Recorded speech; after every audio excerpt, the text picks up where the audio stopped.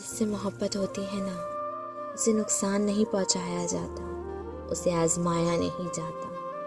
उसे बिला वजह रुलाया नहीं जाता, उसे हर पल हंसाया जाता है, उसे अपनी रूह में बसाया जाता है, उसका ख्याल रखा जाता है,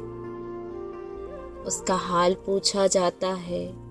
उसे हर दर्द से निकाला जाता है, उसे बच्चों की तरह संभाला जाता है।